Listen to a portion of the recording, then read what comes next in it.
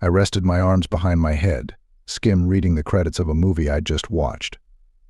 After seeing them through about halfway, I lifted myself from the sofa and walked to the kitchen, stretching my arms out above me.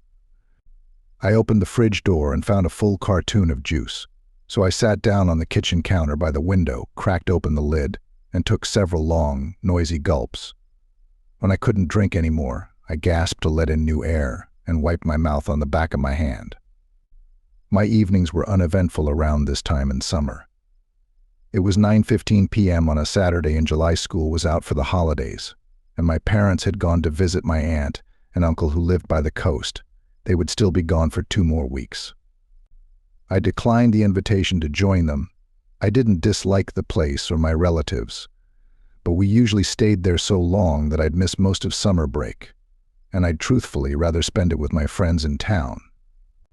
I was a good kid who knew how to wash clothes and use an oven, and generally not an idiot, so they let me stay at the house so long as I kept it clean. As I sat, I looked out into the garden to check for anything scary in the dark. It was empty and black. I kind of wished we had a pet. A dog or a cat would be nice about now, but their hair always made me sneeze and my eyes go red and itchy. With that in mind, my dad said no, even though I wouldn't mind it. 9:22 p.m., I put the rest of the juice cartoon back in the fridge door and went back over to the window, hoisting myself onto the counter again. I glanced out to the garden and identified the shadows one by one to make sure everything was in its place. The bushes were their usual shape. 2 small trees stood together by the back fence, and a metal table with 4 chairs sat casually on the patio. I like to check these things, which is largely why I wasn't scared of the dark. I would always get up to investigate small noises in the night, and I hated sleeping with my face to the wall. If someone was in my room at night, I'd rather know about it, so at least there was the faintest chance of getting away somehow. This meant that my worries were quickly put to rest as I either found nothing downstairs but the radiator popping with the heat, or opened my eyes to see an empty bedroom. Not knowing what could be making the odd noises coming from the kitchen, or on the stairs, or in my room is what makes my skin creep. 9:30 p.m. I got down from the counter and wandered back into the living room to turn off the TV, and decided to take the rest of the juice upstairs. I went back into the kitchen, opened the fridge door, and stopped. Turning my head to focus outside, I could see someone was standing in the garden. I shut the fridge door and turned off the light so they couldn't see me so easily, and moved slowly to lean on the kitchen counter to get a better look. All the doors were locked and all the neighbors were home. I took a moment to remind myself this. Still, my heart quickened a bit as I stood there straining to see his or her shape in the darkness at the end of the garden. I had to keep glancing away to keep their fuzzy outline clear in my vision. They were standing very still and were a little thin, but that's all I could see. I couldn't tell anything else. "Oh," I said aloud. It was the garden umbrella leaning up against the back fence. I forgot that we used it for barbecues. I smiled at myself, pleased that I didn't get too worked up, and went upstairs to my bedroom. I laid on the bed and propped my head up on a pillow, opening my laptop on my stomach to see if anybody was online. Apparently someone else was bored and saw my name pop up. Chris. "Hey." Me. "Hey, you okay?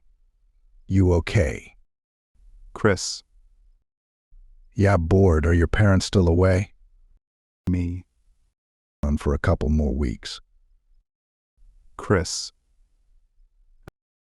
"Why don't I come round?" Me. "I don't want to be rude, but I kind of can't be bothered to hang out tonight, LOL. Thanks, though." Chris. "I know what you mean. It's cool. What about tomorrow?" Me. "Yeah, that sounds better." Chris. "Cool, I'll be around about 1. I've got some family stuff to do in the morning." Me. I've only. "Okay. Chris. Do you still have a tent, by the way? We can camp in the garden or something." Me. AW a slumber party. I love you too, bro X. Chris. Whatever, LOL. You got the tent, though? Me. Yeah, somewhere. Let me check. Barb. I got up from my bed and headed to check the cupboard under the stairs. I didn't know where the tent was, but it seemed a good place to start. I opened the cupboard door and started shifting coats aside. Some cardboard boxes were stacked up at the back and might be hiding it, so I started unstacking them. I took out a couple of the easy-to-reach ones and had a stroke of good luck as the tent bag came into view. I leaned over the other boxes and picked up the bag and took the big garden umbrella that sat beside it too, just in case it rained tomorrow. I paused. I put the tent down. It took me a couple of seconds to get back to the kitchen window and focus on the darkness outside.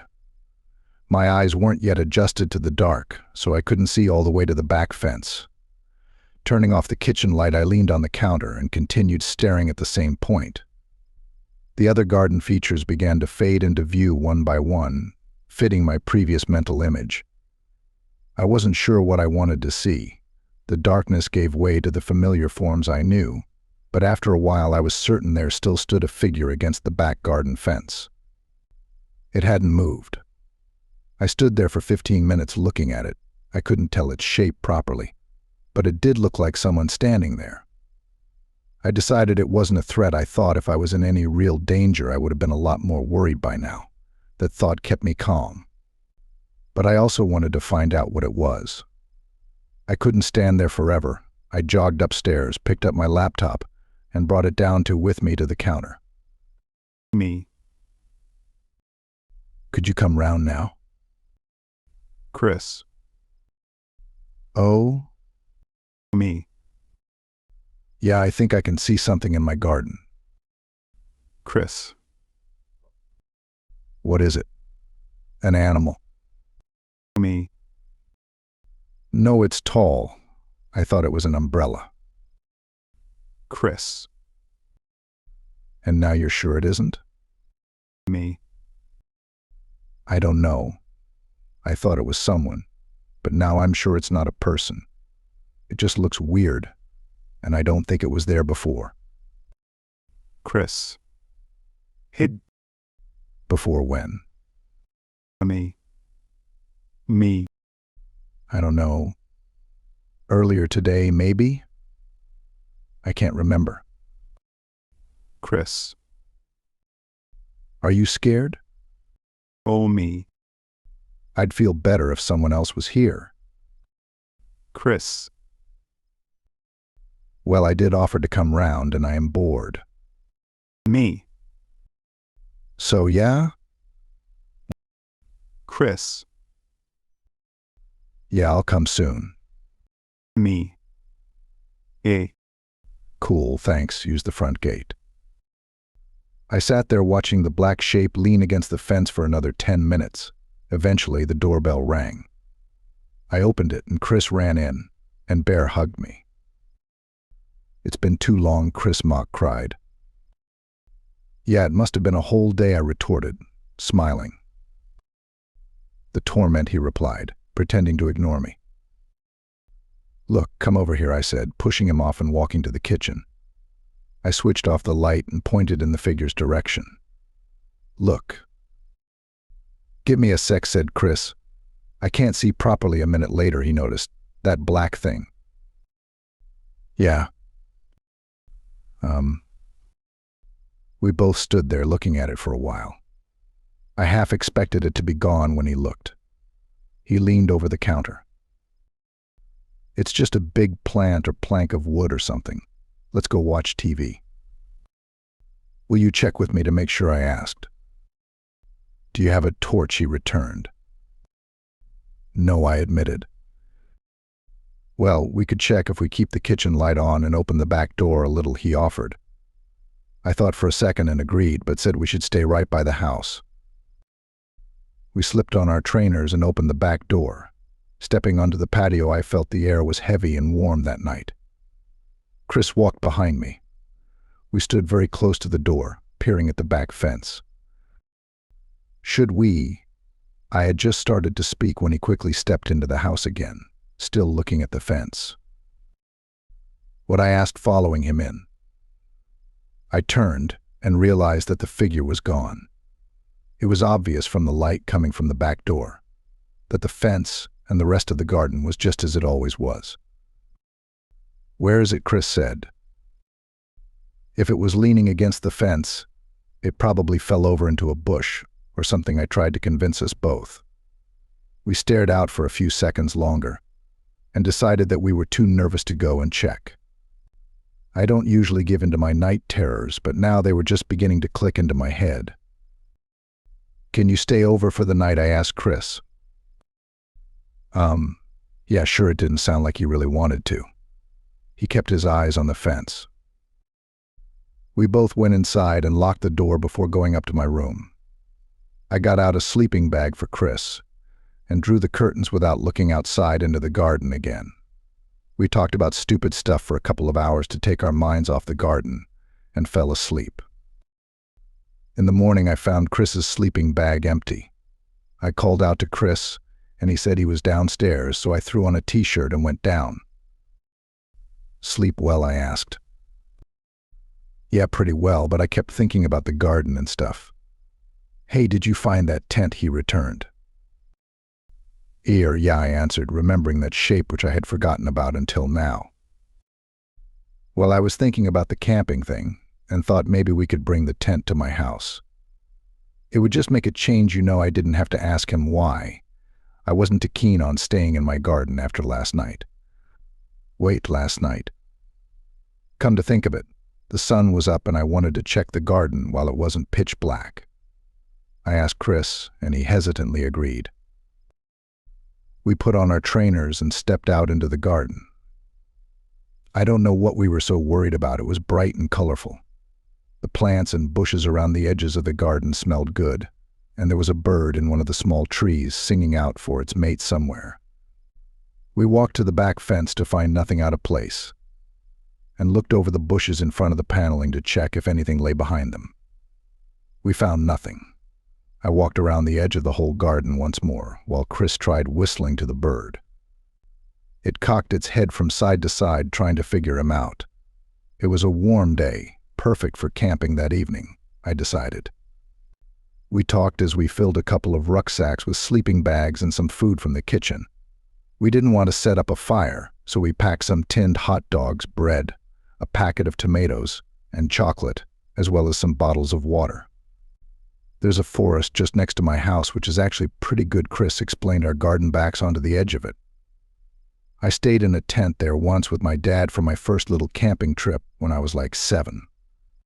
I remember I was so excited at the time. I thought we were really roughing it like some hardcore mountaineers." Chris laughed at himself. "If we get too cold or need more food, we can just go to my house.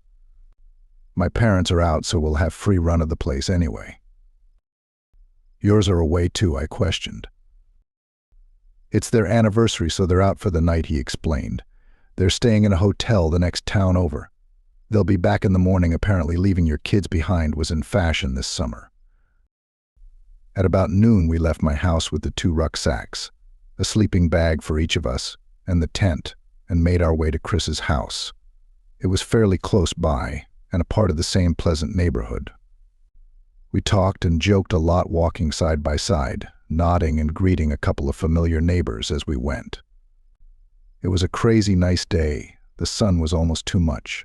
It was hot on our necks, and the trees by the sidewalk seemed to glow green from underneath as the sunlight passed through the leaves.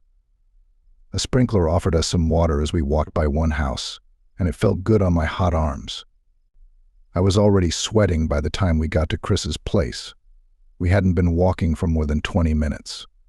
We didn't go inside his house immediately because it was so hot, so we went straight to his garden and dumped our bags in the shade. He wasn't joking. The gate of his garden backed straight onto an impressive forest. Very tall, thin trees stood high above the house and continued as far as I could see. Some bushes and shrubs littered the forest floor, but most of it was either grass or fairly smooth sections of dirt. I didn't see how this forest was classed as small. "Looks good, right?" he boasted. "It's awesome," I admitted, opening the gate and surveying the area. I walked out in between the trees and found a flat spot for the tent. I turned around to ask Chris's opinion and paused, a little disappointed. It didn't feel like real camping when his house was so obviously in our faces. "Let's go a little further in so it at least feels legit," I said, and walked back to pick up my bags. Chris objected to carrying his heavy shit any further. We walked in a straight line from Chris's house and kept checking behind us until the house was just about obscured by trees in front of each other. We had only gone a very short way but the forest was already thicker and greener. There was even a long rope swing hanging from one of the trees, but it looked too old to hold our weight, so we decided to keep our spines unbroken and give it a miss. I unpacked the tent and set it up with Chris's help, and we threw our sleeping bags inside. I laid down inside to test it out. It was so warm and humid I had to adjust my breathing for a second. I stepped out again and asked Chris if he had a torch for the evening. "I can do better than that," was his response, and he took off towards the house. I was too hot to run after him, so I opened my rucksack and cracked open a bottle of water, downing half of it and putting the rest back in the pack. I laid down on a patch of grass and looked up at the canopy. The leaves were shifting gently in a breeze I couldn't feel from down here, and I watched them sway and mesh together until I heard Chris return. "Did you get a torch?" I asked, closing my eyes. The sun shone through my eyelids and colored my vision red. I listened to the soft sound of his footsteps on the grass as he walked past me towards the rope swing. "That's not going to hold you," I warned as I heard him tug the branch with a small creak. He tugged it, and it creaked in response. I listened. He tugged it once more, and again. There was a moment of silence as I guessed he was still weighing it up, and then another tug. He continued to tug a few more times, and the creaking followed each one. I was sure it wouldn't hold his weight, and I smiled, predicting one big creak and a snap as the rope or the branch broke. I waited as some final tugs were made. Creak, creak. I waited still. Creak, creak, creak. "Yo," I heard Chris's voice coming from his garden. I sat bolt upright, almost spraining my neck as I snapped my head sideways to face his house. He was jogging through the trees, holding an electric lantern. I switched my gaze in the other direction towards the rope swing. It was hanging still, nothing nearby. I stood up and turned full circle, nothing in any other direction. What I mouthed to myself, walking towards the rope. I tugged it gently, it didn't creak. I pulled it harder, it didn't creak. My mouth went dry. I jumped up, grabbed hold, and yanked it down. The branch bent a little as my feet touched the floor, and still it didn't make a sound. I kept hold of it as I stared up towards the branches, but eventually the rope gave way under my weight somewhere in the middle, and a soft thud fell on my ears as the thick rope fell in front of me. Chris was rattling the lantern as he came by. "I've never used this before. I got it for Christmas from my cousin. She buys some weird presents. Ah, I see the swing is dead. Let's have a proper burial in memory of all the joy it gave us." I didn't respond. I continued looking up at the branch with half a rope swing tied to it. ... "Hey, are you good?" Chris followed my gaze. "I thought you'd already come back," I said immediately. I wasn't the type to let things slide with an "oh, it's nothing." What he replied. "Someone walked by me and was messing around with the rope swing." "Who was it?" "I don't know." "Are they still around?" "I don't know." I had my eyes closed and was laying just there. I pointed, but then I heard you shout, so I looked around and there was nothing here. I heard them walk by my head. I felt a bit sick. "Look, calm down a second," Chris began. "It's the middle of the day. We're 30 feet from my house, and even if it was a person, so what? It's just some public woods. Anyone can come through here." That made some sense, and he was right about it being public. But then where were they?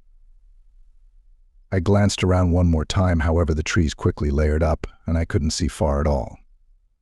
I guessed it was possible for me to lose track of someone here in a short distance. "Okay," I said, "man. I can stay alone in the house for weeks on end, but I can't handle a short walk through the woods on a summer's day." "That's why you've brought some muscle," declared Chris, wielding the lantern above his head, and I laughed. We spent the day walking around the forest and returned to the tent to get some water when we were too hot. We talked about school and what our plans were for the future. We talked about dreams we'd had and ghosts and creatures that lurked in the dark. Neither of us were too scared of things like that, but they made for good camping stories. Chris told a particularly good one of a woman who lived in the woods. She had the head of a cat, and if you heard her raspy meow, that meant she was trying to find you.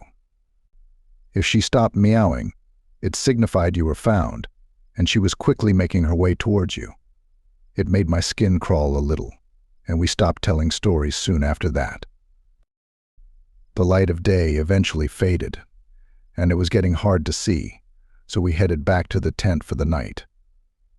The impressive heat during the day had killed our appetites, so we left the food for now and decided we'd eat it in the night if we got hungry.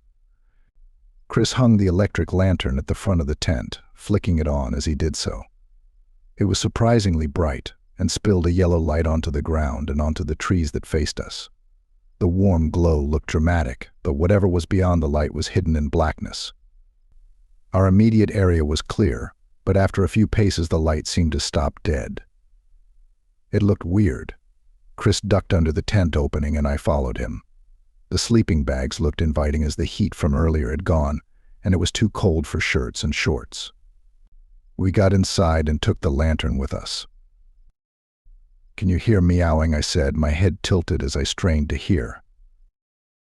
"Yeah, I can hear some bullshit too," Chris smiled and zipped up his sleeping bag. Damn, I thought I had him. Oh well. I zipped up my own bag and we laid there talking for a little while, and then the exhaustion of such a hot summer's hit us, and we fell asleep. I had a dream that we were walking to Chris's house again, but there were more trees than before, and it was getting dark very quickly. I blinked, and suddenly it was night, with the forest sprawling in every direction. The rope swing hung in front of me. I turned around and Chris was gone. I heard a creak behind me. A feeling came over me like I'd missed a step on the stairs. For some reason I couldn't turn around. I started walking straight ahead, and the rope swing soon came into my view again. I was aware I was in a nightmare. The rope swing slowly lifted itself up into the trees and I watched it disappear. I walked over and stood beneath where it had been, and there was a rustle above me. As I lifted my eyes to the canopy, a black figure with the head of a cat came hurtling downwards with its mouth open horrifically wide. One of its teeth touched my left eye, and I tore myself awake, gasping as I sat up in the tent. My back was damp with sweat and Chris was asleep next to me. The lantern was still on and I could see our backpacks at the end of the tent. I took a moment to breathe and then let myself lay back down, my head thumping on the floor a little too hard. I winced and reached for the bottle of water to my side, downing a few mouthfuls. I couldn't fall asleep with the glow of the lantern on my eyelids, so I sat up and searched the tent for it. I quickly realized the light was coming from outside. "Chris," I said, still confused from sleep. He mumbled something in reply. "Chris, where's the lantern?" To you. "Somewhere," he said slowly and sleepily, before turning over. Looking around again, the light was obviously coming from outside. I weighed up the options. Either some murderer had snuck into our tent and done nothing but take the lantern outside, or we didn't actually bring it into the tent and I had remembered wrongly. That sounded more convincing. So I knelt by the tent door and unzipped it. From the opening I looked around, it wasn't immediately obvious where the glow was coming from. Why couldn't I see it? I looked up. The lantern was resting 20 feet in the air, hanging in the dark. Goosebumps swept across my skin and I zipped up the door before shaking Chris. "Chris, please wake up," he heard the urgency in my voice and sat up. "What? "What's wrong?" Chris said, rubbing his eyes. "The lantern's hanging outside." "But I brought it in," he assured me. I felt sick as my reasoning broke. We both looked at the front of the tent. "We should go back to the house," I said, my resolve buckling. I was just a kid in a forest whose parents were away. "I'm not walking through the dark," he replied. Chris was now looking worried. "We've got a lantern," I stopped myself. We looked at the front of the tent again. We couldn't sit there forever. We were getting scared as we sat there doing nothing. So this was the plan: we weren't going back to sleep. We would get the lantern back somehow, leave everything here, and spend the night in Chris's house. I hated being the one to go first. I wanted to turn back, even just crouching by the tent entrance. Unzipping the fabric door, I looked around. Nothing. I peered over the tent behind us. Nothing in sight. Literally nothing. Everything was black outside of the light. I took a step out, and it was cold. Chris said the same as he stood right by my side, looking over his shoulder. He turned back and saw the lantern in the air. "Oh my God." We stood there looking at it for a few seconds that seemed to crawl by. Eventually I worked out which tree it was hanging from. The broken rope swing at my feet confirmed it. Way up out of reach, the lantern hung above our heads, tied to the other end of the rope that still dangled from the darkness. I couldn't work it out. It was high up, too high up for even a ladder. The trees were thin and bare. Besides the leaves that made up the canopy, there was nowhere to climb. Picking up the length of rope that had snapped off earlier, I bundled it up and tied a knot and aimed at the lantern. I took a step back and jumped, tossing it into the air. It caught the lantern on its side and sent it swinging. It threw shadows rocking around us. I suddenly wished it hadn't hit it. The light made the shadows lean from side to side with the lantern. The horrible, unnatural swaying made me panic, and my eyes became wet as fear took a solid hold of me. I picked up the rope again and lobbed it desperately at the lantern. I missed, and the bundle of rope sailed off into the darkness. Helplessly, I turned to Chris, who had already grabbed his backpack. He span around and threw it with a yelp, and it hit the lantern dead on. It fell and thudded to the floor with a crack, but the light was still on. I ran to pick it up. I turned to Chris and almost cried with relief. "Okay, go, let's go," I urged, and he started jogging quickly towards his house as I followed. We half ran, half stumbled off into the dark, checking over our shoulders and working ourselves up as our thoughts were consumed by everything that may be waiting in the trees for us. I don't know how long we were moving, but it soon became apparent that Chris's house wasn't in this direction. "For God's sake, where is it?" Chris said, tension taking hold of his voice. "We'll have to find the tent and try again." A couple of tears were forming at the corners of his eyes. They were probably on mine too, but my heart was thumping so hard I didn't notice. "Okay," I took a breath and we turned around, heading in a straight line directly behind us. What if we didn't find the tent? I couldn't stop myself thinking that over and over as we retraced our steps. We walked for what seemed like twice as long, before the light finally fell on the side of the tent. We ran up and stood close to its side, looking around to try and figure out which direction we should go. The silence was like the buildup of a nightmare, right before some horrible thing lurches out at you, screaming. The comparison made me gag and I scrunched my eyes shut, the hair on my skin lifting. My temples were so hot it felt like my brain was thudding against the inside of my skull. I couldn't begin to guess where the house was. We could see about 10 feet from the lantern, and then pitch black. There were no clues. Every direction looked wrong. Chris took the lantern from me and walked in a small circle, straining his eyes to try and see. I stayed put. "Chris, turn it off," I whispered to him hurriedly. "What?" he asked. I stepped quickly and quietly towards him, bringing my face to his. "There's something in the tent." His gaze shifted past me towards the tent, and he stood there staring. We were standing on the left-hand side of the tent, and from this angle I could just about see the unzipped door hanging open. But I remembered leaving it that way. So that wasn't what was making me clench my teeth together. A few feet away, my rucksack sat outside on the dry earth, with the food I had packed, now neatly arranged trailing from it. Our sleeping bags were also nicely laid out, end to end, making the line of belongings lead straight into the mouth of the tent. I took a careful step forward so the light could pass more easily through the fabric. It couldn't have been a trick of the light. Something big and dark was obviously crouched, with what I guessed was its front facing the open door. I hated myself for not seeing it sooner. It didn't move at all, or seem to breathe. It just sat, waiting for us to investigate the display it had made. "Turn it off," I whispered again. Chris continued staring, deaf to me. "Chris," I pleaded in a whisper. A voice from nearby joined in. "Chris." We both heard it, and the blood fell in our veins. It came from the tent. A slow, strained rasp of a voice that sounded like a parrot copying a new word.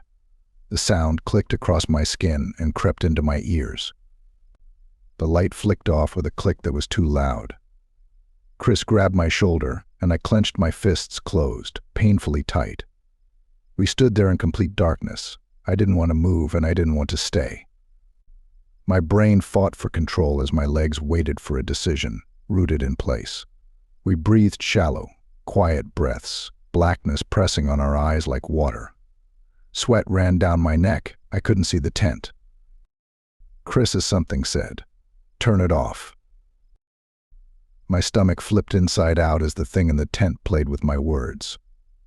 I quickly grabbed Chris's hand, yanking him in the opposite direction. I ran like I never had before, Chris's legs thudding alternately with mine.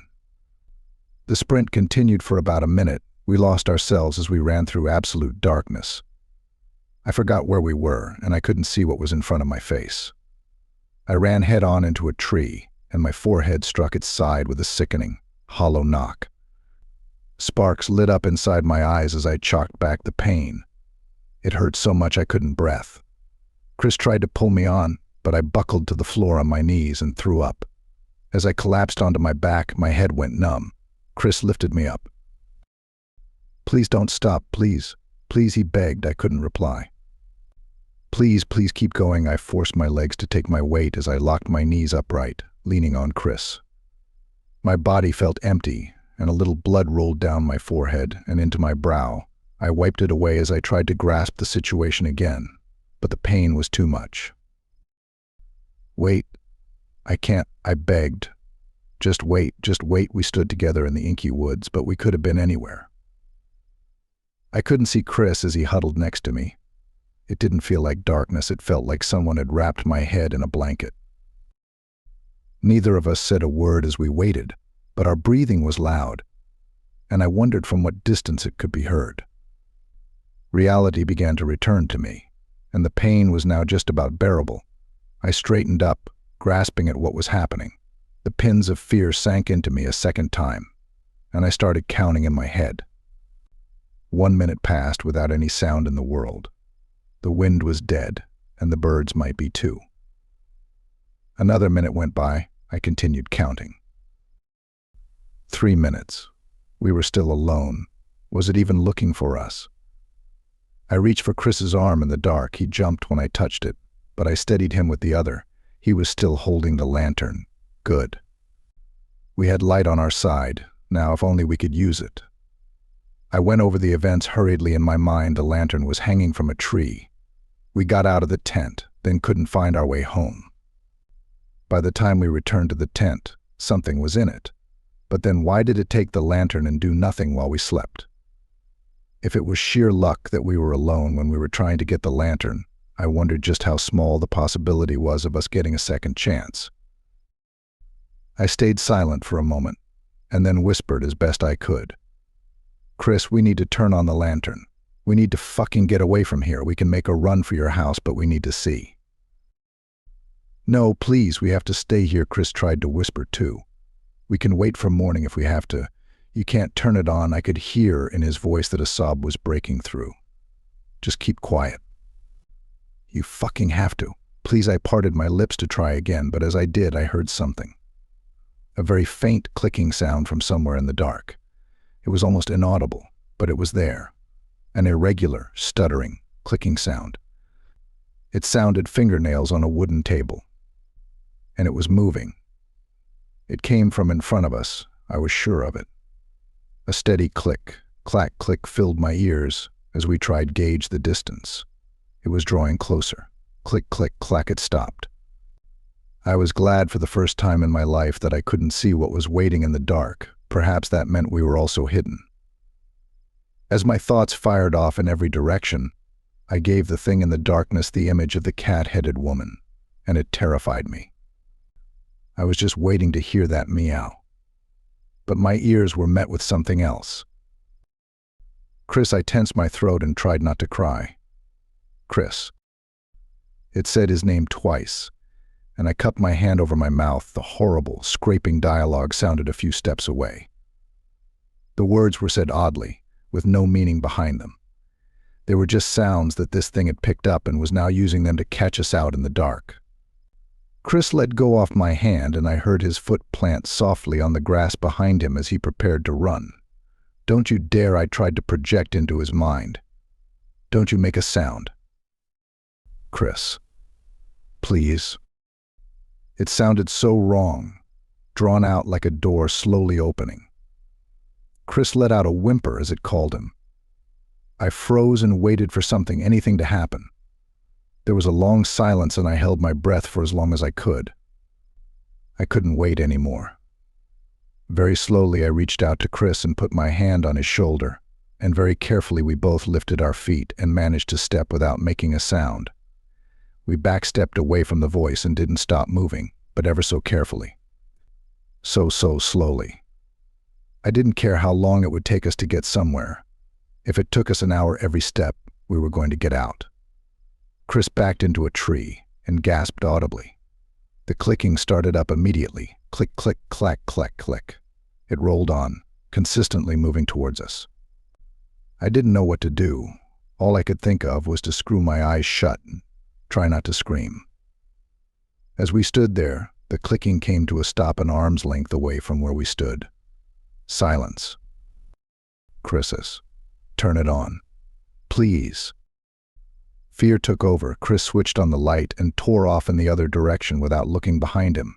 I wheeled in place and held that lantern in my sight like nothing else existed. We didn't dare look at the thing, but we could hear it. Our footsteps thudded on the grass, and the thing pursued us with a tap, tap, tap, tap, now like scurrying little claws on hard earth. As I ran desperately to catch up to the light, the sound suddenly rose up behind me and over our heads in between the trees. This wasn't happening. It was going to drop down on us. "Turn," I screamed. I didn't care anymore. If we were going to get out with our lives, we were going to have to run for them. We suddenly changed course. The tapping stopped for a moment, long enough for us to gain a few feet before it came in our direction again.